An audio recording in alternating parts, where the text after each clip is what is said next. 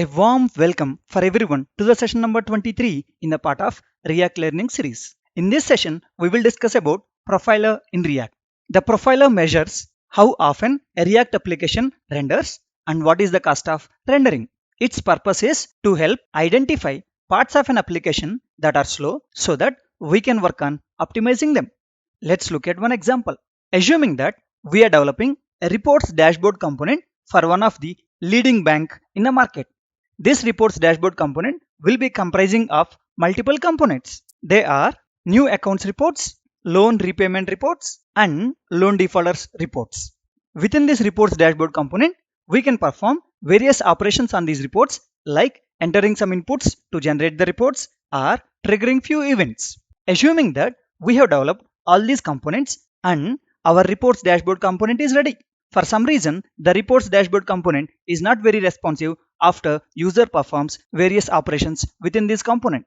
Now we have to identify the root cause for this and we should fix the problem. We have discussed in our previous videos that our components gets re-rendered for various operations we perform on these components.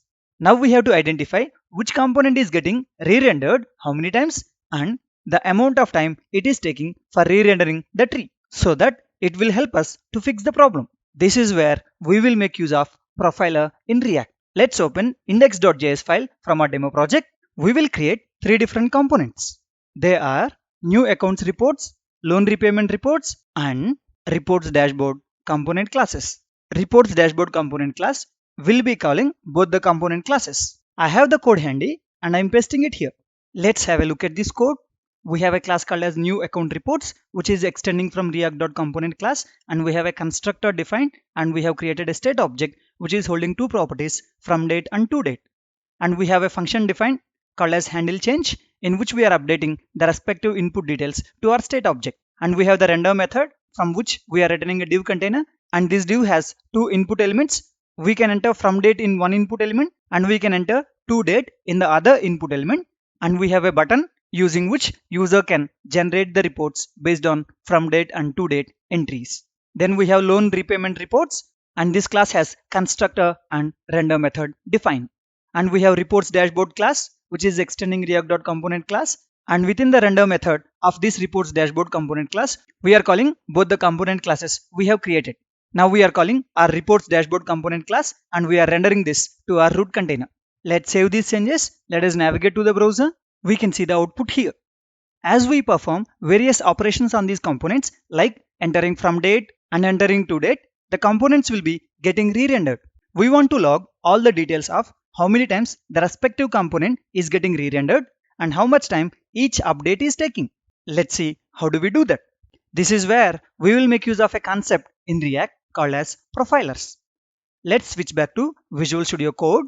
A profiler can be added anywhere in a React tree to measure the cost of rendering that part of the tree.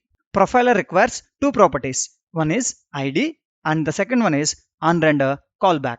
React calls this onRender callback each time a component within the tree commits an update.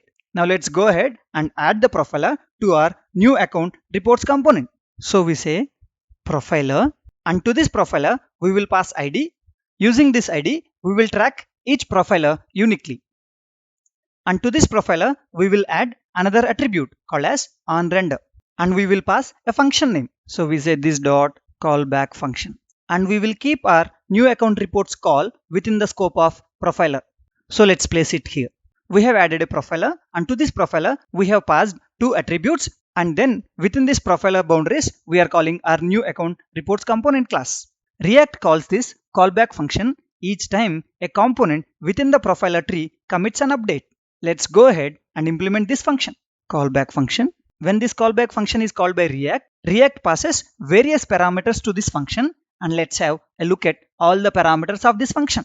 These are the parameters which are passed to our callback function. And if we look at these parameters, the first parameter is ID, using which we can identify the profiler, and the second one is phase. This phase can return either mount or update. If the React tree has been rendered for the first time, it returns mount. Otherwise, it returns update. And rest of the parameters are actual duration, base duration, start time, commit time, and interactions.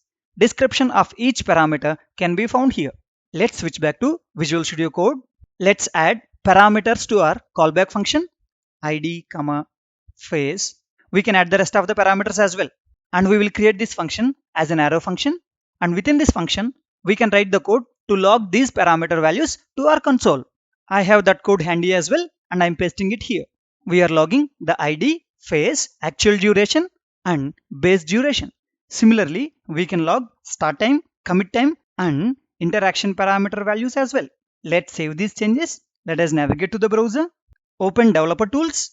Using F12, we can find one set of logs in the console already. That is the result of first render, and this phase is called as mount. Now if we go and enter from date value, the moment you start entering from date, observe the console, we will find the next set of logs. This is the result of re-render. This phase is called as update. So we can see id, phase, actual duration, base duration, and if we display start time, commit time, we will find those details as well, using which we can identify which component is rendering how many times and what is the time it is taking from the start to the commit. We have applied profiler for our new account reports component. We can apply the same profiling for loan repayment reports component as well. Multiple profiler components can be used to measure different parts of an application. Let's go back to Visual Studio Code. Now let's add profiler for our loans repayment reports component as well.